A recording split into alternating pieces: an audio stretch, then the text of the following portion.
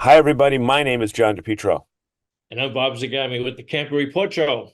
A special camper report show because we are going to recap an unbelievable time that you and I both experienced at the Daytona 500. It The was, impact on RVing there, Bob, wouldn't you say it was just absolutely amazing? yeah, it was an amazing weekend, and I would still say there was probably 10,000 RVs around the Oh, no special question. RV parking lots. They were turned in every corner, and Yep. it was a festive atmosphere, despite the fact that we had torrential rain all day Saturday and all day Sunday. You're right. But You're right. that just extended the parties. I mean, some of these people built out complete bars. I wondered if they were even charging Yep. their neighbors for the beers and the drinks. The weather does not diminish the enthusiasm of RVers who've many times, we saw so many people from Canada, we saw people from the West Coast, we saw Yep. everything. And you know what? While that was going on, we were keeping up with all the news of the week from our friends where. At RV Business with Rick Kessler and Ben Quiggle over at Woodall's Campground Magazine. So we're going to be back in a moment just to tell you all about Daytona. And Bob, you've got a special guest. Tell us who your guest is.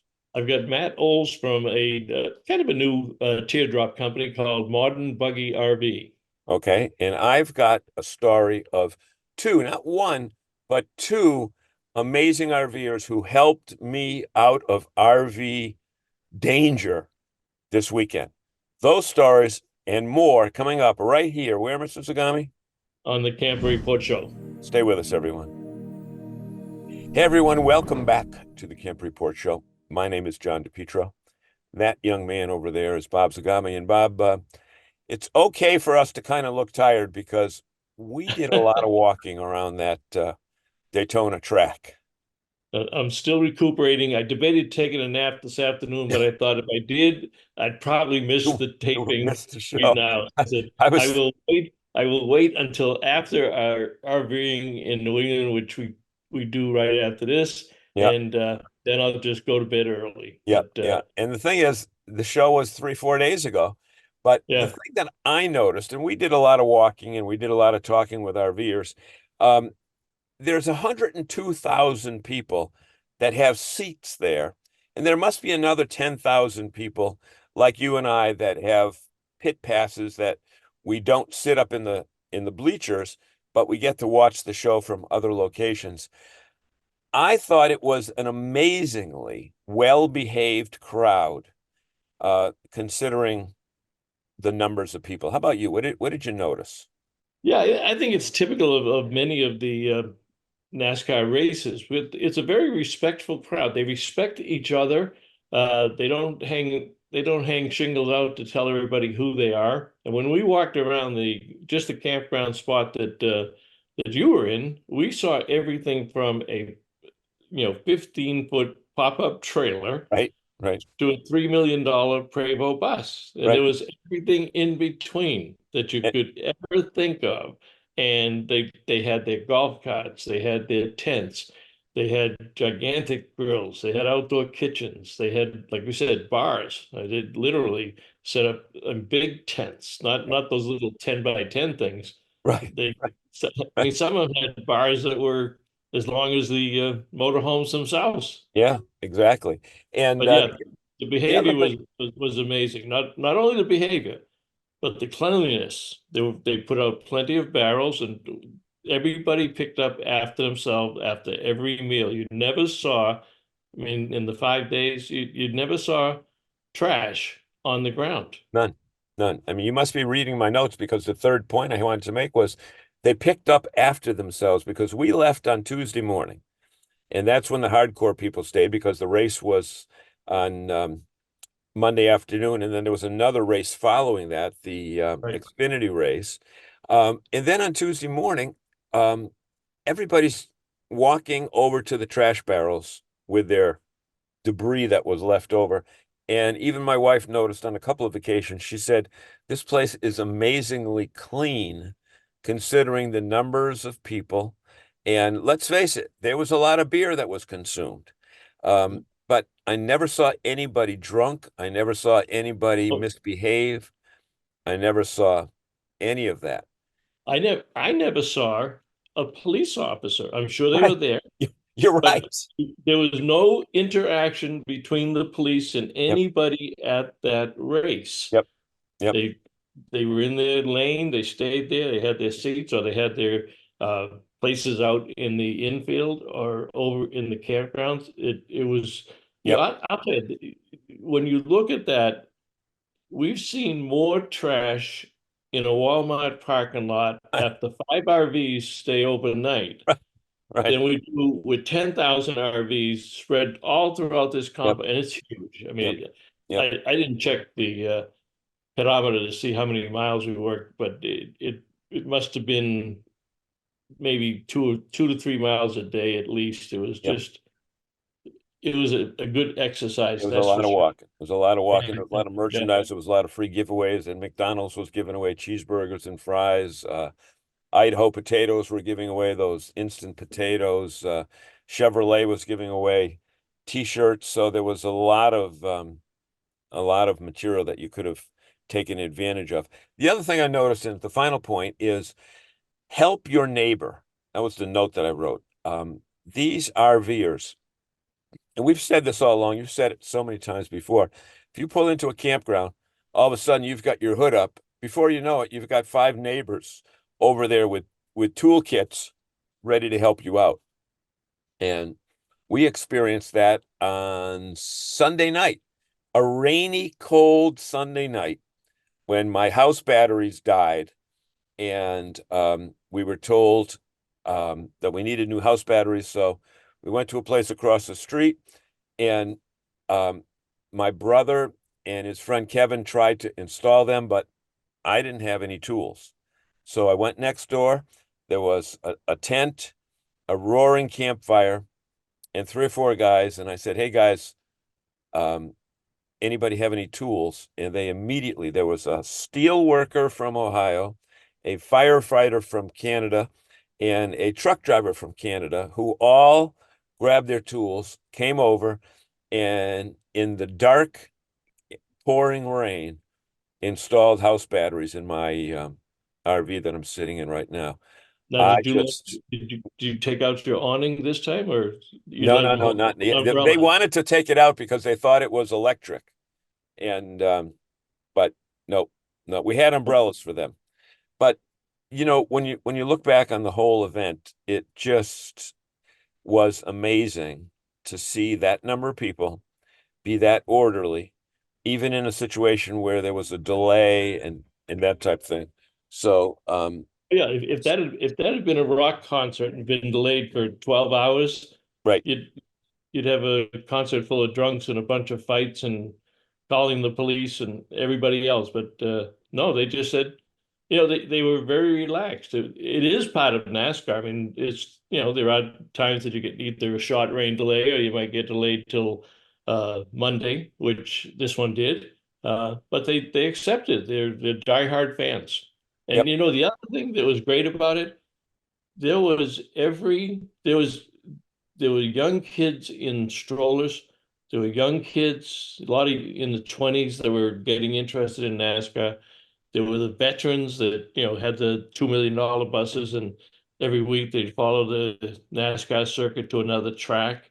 Uh, it was just amazing. There was every ethnic group that you could see. Imaginable. It was I a bumped real into mix of people. Yeah, that just, and everybody got along. You forgot all about, the wars in the Ukraine and the immigrants, the illegal immigrants coming over the border. You forgot all not an about issue. crime. You didn't talk about it for 4 days. It was No, wonderful. no. And I bumped into DeSantis, who was there. I didn't get to talk to him, but I did get to talk to Vivek, and he said, "I'll be back." So, regardless of what your political situation is, irrelevant. But there you had some presidential candidates there. I'm sure there were They, tons of other celebrities that wanted to meet you and I, but just couldn't fit into our social schedule. they couldn't. So, They didn't want to wait in the long line, John. yeah, in the lines. But we do want to give special thanks to our really our host for the weekend, Larry Right. Peter from Campers Inn, for providing those amazing hot Hot passes where passes. Right. we watched the show right from the pit box, you Yep. know, on the truck. So It was amazing weekend, that's great for time. sure. It was a great time. So we're All going to right. be back with two great stories right after this. And stay with us because, ladies and gentlemen, this is what? The Camper Report Show. Stay with us, everyone.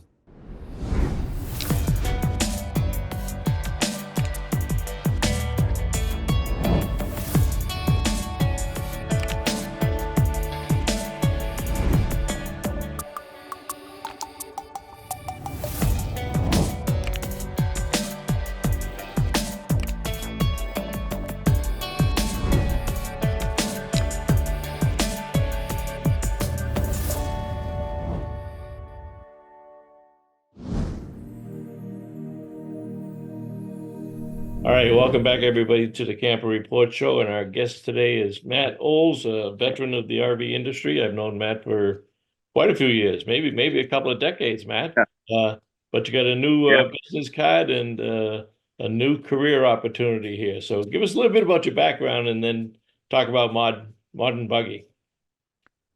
Yeah, so I started out on the retail side of the RV business and been on the wholesale side for quite some time. I think when we first met, I was with the Breckenridge Park Models That's right. up in the Northeast working shows, and since evolved from there and was over at East to West RV for a while. And then now I'm over here at this independent manufacturer called Modern Buggy RV, where we specialize in small, lightweight campers, overland style teardrops.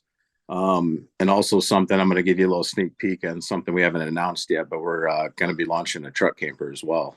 Wow. So Okay. we got Now, some pretty cool stuff going. I think one of your claims to fame is the fact that other than the cabinetry, there's no wood. Talk a little bit about the construction and your ability to keep the weight down so low that you can probably tow your vehicle, your units with any vehicle. Yeah, so we're being very smart about staying in our lane. You know, a lot of guys will start out, or brands have started out in a segment and then they kind of veer away from kind of their roots. So we're never going to come out with a double axle unit or go big, you know. So we're going to stay in that teardrop overland segment.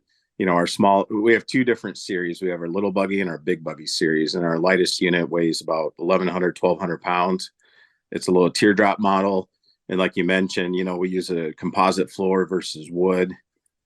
Everything that we use for our fiberglass, you know, we do an Asdel back versus a Luan. So our roof is a one-piece fiberglass, our interior ceiling is a one-piece fiberglass, and all those are backed with Asdel. So basically anything gets wet, it's never going to rot out. Really, your only wood in the unit would be the cabinets itself, any of the styles for the drawers and stuff like that. But even on the little buggies, if you check out our website and stuff on our rear kitchen models, we have waterproof cabinet doors back there. We got solid surface countertops. We got a one-piece molded fiberglass cap on the back, you know, with the wing and some extra added support for, you know, shedding water. So we've really put a lot of money and research into what we're doing. Weight wise, we're super conscious. Even our toolbox on the front of the little buggy is aluminum powder coated versus steel to keep the tongue weight down, because we know for that buyer that's super worried about the weight that we got to keep it down. Even our biggest model in our BB14 with a dedicated queen bed front dinette, that unit comes in at only 2,200 pounds. And same construction across the. Yeah. Yeah. It's very interesting. They're very rugged. So is your target market off-road vehicles? Because and they're also, you know, winterized for seasons. So who's your target audience? It's kind of been all over. You know, we're fully into show season. Like we talked earlier a little bit, we've been all over the country. We're just in Florida, Chicago, Salt Lake City last weekend, Springfield, Mass. So we've kind of been all over with a lot of our really good partner dealers, and it's been a mix. You know, we have our customers that are true off-roaders. You know, on both our little and big buggies, we offer a Timbren axle-less suspension system, you know, which you generally don't get until you get in the really high-end overland brand trailers, which we do offer at a pretty nice price point. You know, and I'll give you an example. Down in South Florida, we sold a couple of the smaller teardrops with our dealer partner, General RV, and the customer was just looking to get it off the ground. They just were tired of tent camping. They didn't want to have to always pop up the tent. They just wanted a place to crash. They are, they're outdoors type people. They're backpackers. They want to go off the grid a little bit. So all the 12-volt systems, the solar, everything was really attractive to them. But they just wanted a bed to sleep in that wasn't a tent. Well, I'm and then our big buggy. Go ahead. Yeah. Our big buggy series, we've even had just a traditional travel trailer buyer who's looking for something small, lightweight, and they just kind of fell in love with the floor plan and the size and the weight. And there's not a lot out there in our category that kind of stays true to what we're doing, whether it's size, weight, and all those features. And it's been fun. Yeah, So I'm always intrigued that we don't have more people going after. They all talk about that first-time buyer, but many times that's the first time a person's buying an RV. But we all know there's 30 plus million tent campers out there that at right. some point in their life they say, I don't want to sleep on the ground anymore.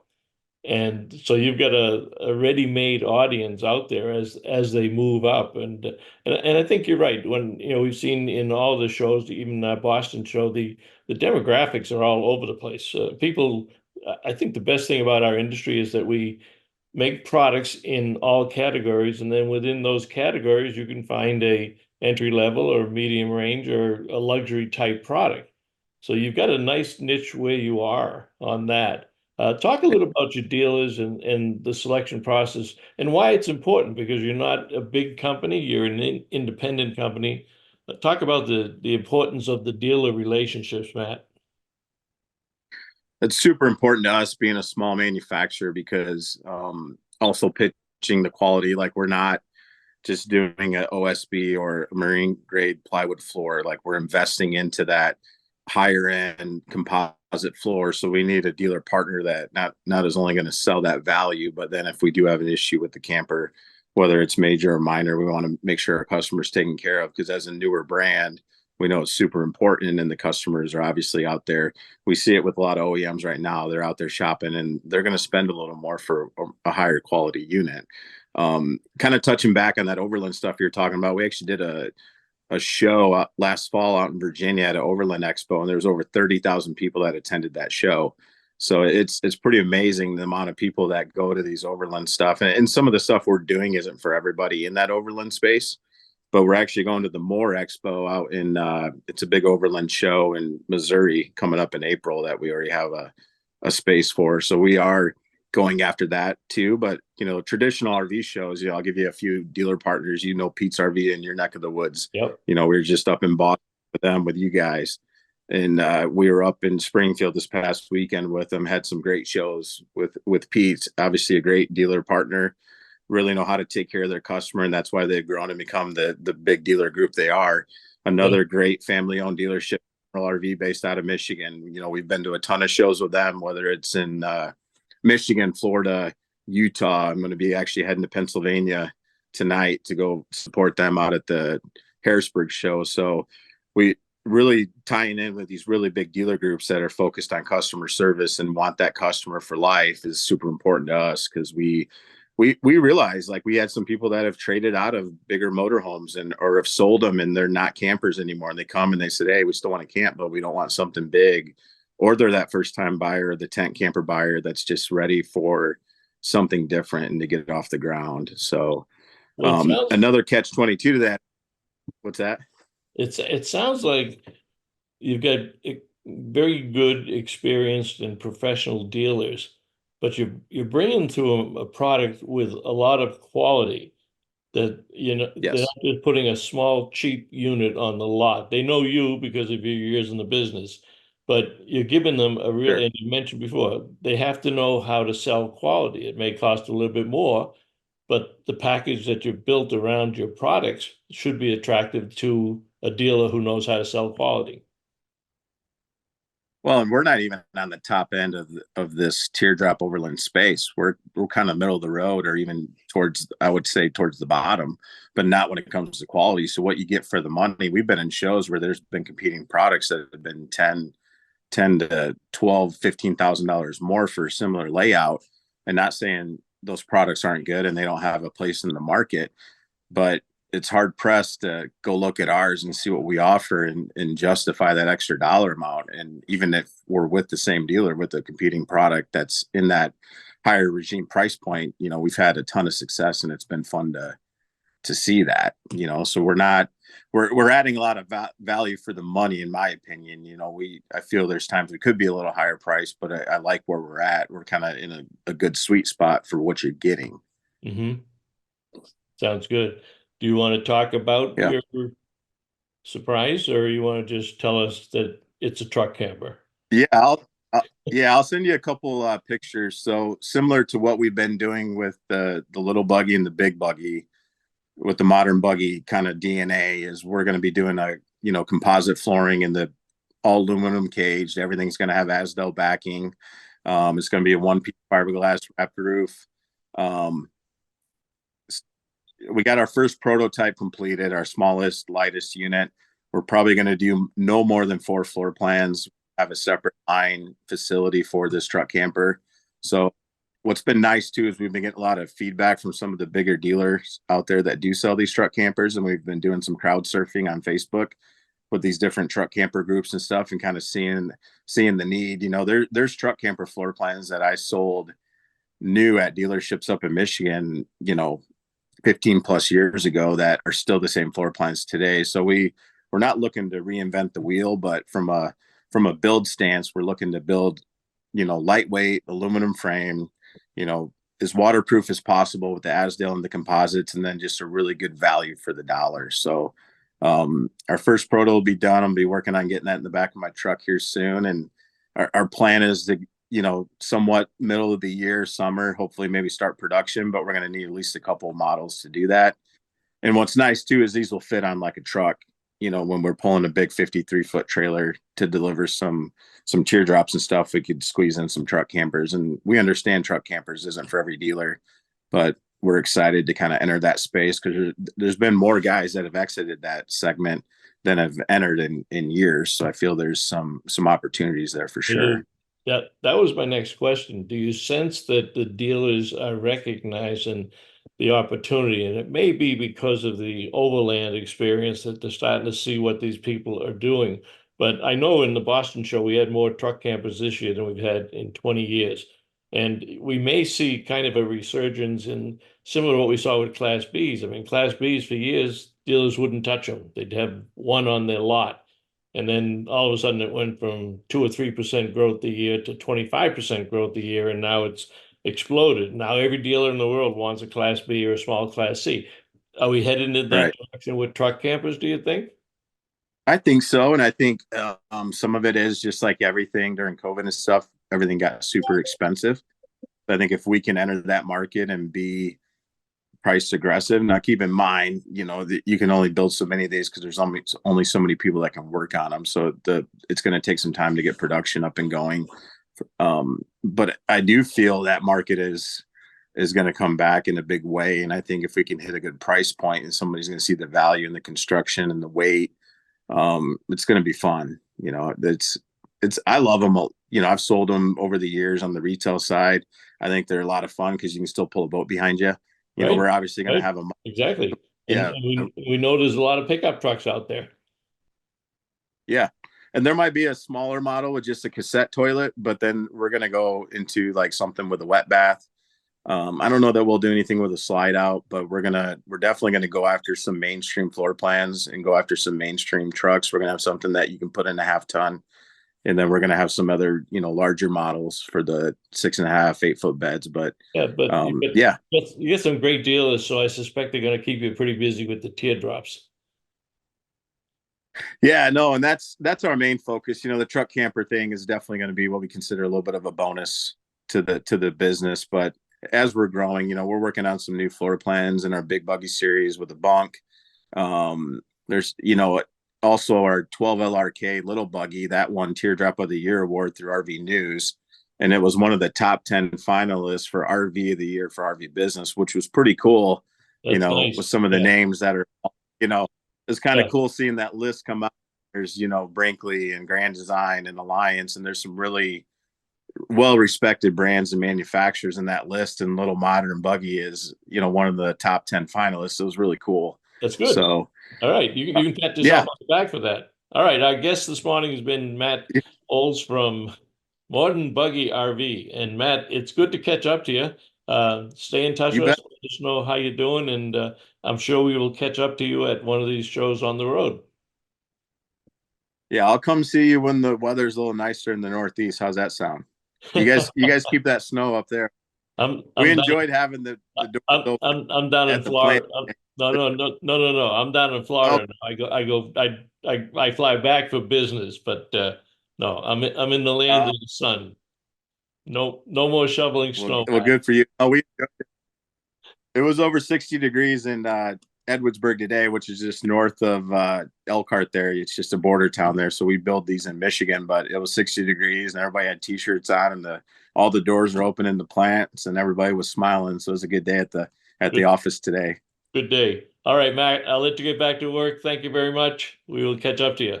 Yep. Thanks.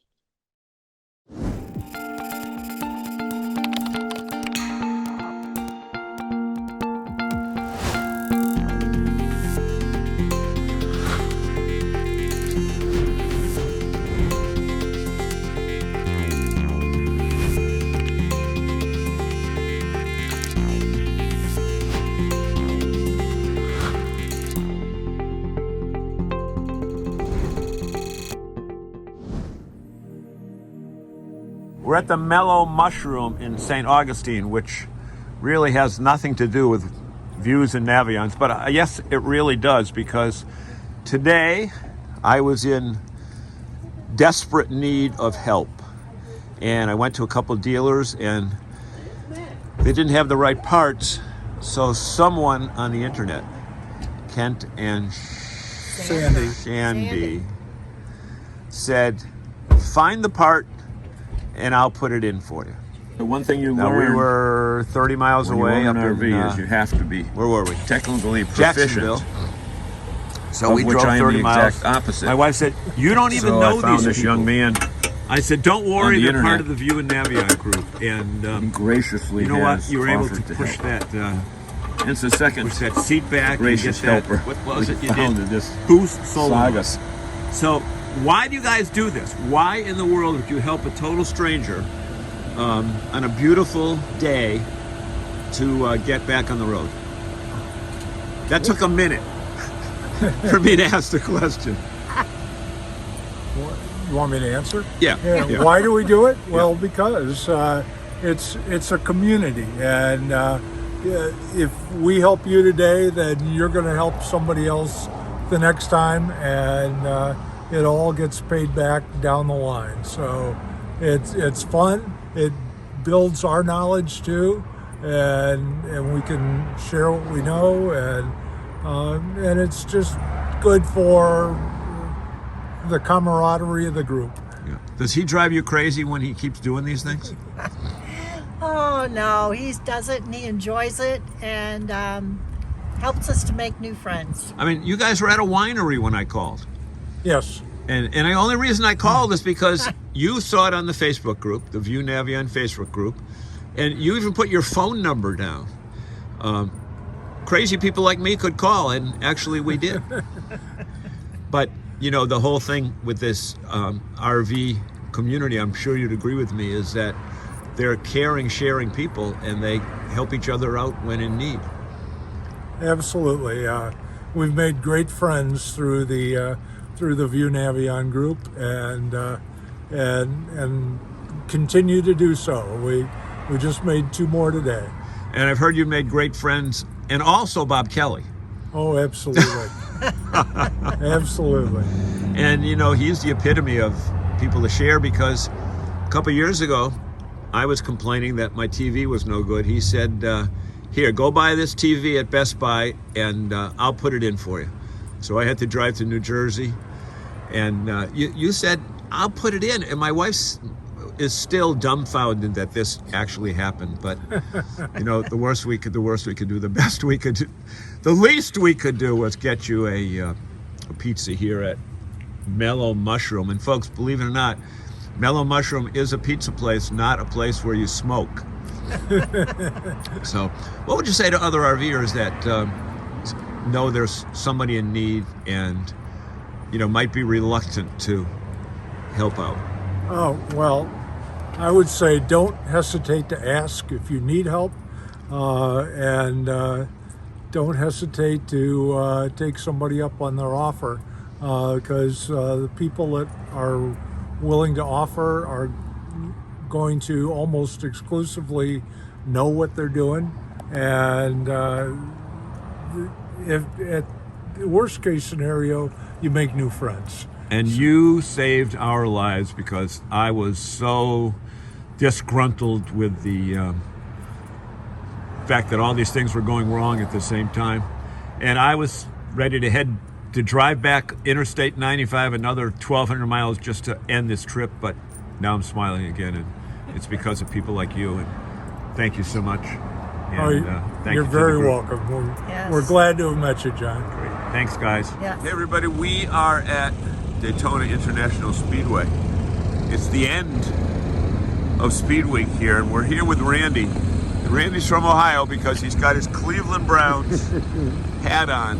And the thing that I've said all along, Randy, I'm sure you'll agree with me, that there's something special about RVers, that when they see another RVer in distress, the first thing they do is what? They help them. They help Absolutely. without any question. Without any question, whatever it takes. Whatever it takes, okay. And the interesting thing is, one of your neighbors, was one of those people in distress the other night when I had no lights and needed new house batteries installed. You did. And we didn't have the proper tools. So what do? We saw a campfire, Yes, sir. and it's raining like It was raining cats and dogs. cats and dogs, okay? What did you do? Well, you said, hey, I got no power. Anybody know how to change the battery? We got up. 3 of us got up, went over and helped you out. And the crazy thing about the 3 of you, that you never met the other 2 before. No, they're from Canada. We met them probably Monday. And that was what, Friday, Saturday? That was Saturday. So Yeah, right, we knew them about 6 days. Yeah. Yeah. But without question, you performed like a well-oiled machine. There you go. And somebody held the lights. Yep. Somebody said, make sure you don't touch the the red wire with the black wire. Right. But you said also that there's other people here that you camped with this time. You've been coming how many years? We've been here 3 years, our 3rd year in a row. Okay. But you've come down because not necessarily of the big show back there, but because of the people. Yeah, the peoples. Most of them are, some of them are from Canada, some of them from Florida, Missouri, Utah, Idaho. Just, you come down, you meet people, then you want to see them again the following year. What is that bond that RVers have? It's hard to say. It's all about getting together, not knowing anybody, and just doing things together that you normally wouldn't do with people that you know. And you're a steel worker. I'm an iron worker. There's difference. Steel workers make it, iron workers put it up. Oh, really? Yes, sir. Okay. And one of the gentlemen was a firefighter and the other one was a truck driver. Yes, sir. So 3 separate, totally different backgrounds, Exactly. but we all had RVing in common. Yep. What would you say to someone who said, oh, man, you know what, I'm thinking of buying an RV, whether it's, a big Class A like that or a smaller trailer, what would you say to them? Well, you got to go look at them and then figure out what you're going to do with it. Most Class A's, C's, you got to tow something behind it once you plan it. Yeah. We have a bumper pull. We keep our motorcycle on the back of it, so Okay. we That don't do motorcycle, that. that's no tiny motorcycle. Okay, but you've got a Grand Design Momentum, and it's a toy hauler. It is. Define what that is, really. Well, toy hauler, you can put a side-by-side in it. You can put 4. You can put 2. I can put 1 motorcycle in it, or you can put 2 4x4s in it. So Either way. Yep. Okay. But the cool thing is, once you get here, you unload, set up your tent, you set up your fire pit, and, Yep. and it's it. It's like a party. Okay, man. Thanks so much. All right, brother. Have a Take safe care. trip back to Ohio. Yes, sir.